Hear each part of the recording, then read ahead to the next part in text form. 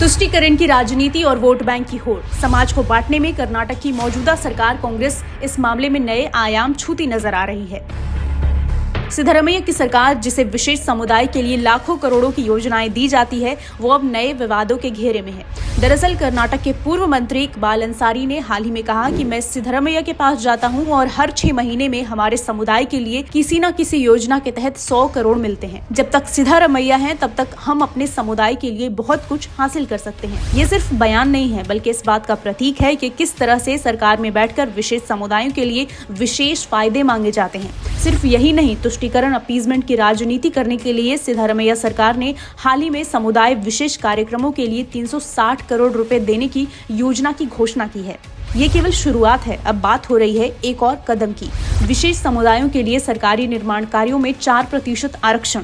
जी हाँ, आपने सही सुना। कर्नाटक सरकार ने सरकारी निर्माण कार्यों में 4% आरक्षण देने का प्रस्ताव तैयार किया जा रहा है, जिससे कुल आरक्षण 43% से 47% तक बढ़ जाएगा। लेकिन सोचने वाली बात यह है कि यह आरक्षण किसकी कीमत पर आएगा?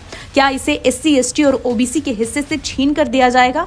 चलिए आपको ग्राफ्स के जरिए आरक्षण का गणित समझाते हैं। अनुसूचित जाति 17%, अनुसूचित जनजाति 7%, अन्य पिछड़ा वर्ग 19%। तो क्या अब आरक्षण का ये प्रस्ताव क्या उन वर्गों का हिस्सा कम नहीं करेगा जिनके लिए ये पहले से ही तय है? तो क्या अब वोट बैंक की पॉलिटिक्स के लिए SC, ST और OBCs का हक मारा जाएगा? एक तरफ सरकार हर 6 महीने में 100 करोड़ रुपए विशेष समुदाय को देती है, दूसरी तरफ 360 करोड़ की नई योजनाओं की घोषणा और अब निर्माण कार्यों में 4% आरक्षण। और ऐसी धर्म आधारित नीतियों से राज्य के वित्तीय हालत पर दबाव बढ़ेगा। जैसे ही खबर आई और इनकी फजीहत होने लगी, तो इसके बाद ये प्रस्ताव वापस लेना पड़ा। क्या ये वास्तव में तुष्टीकरण नहीं?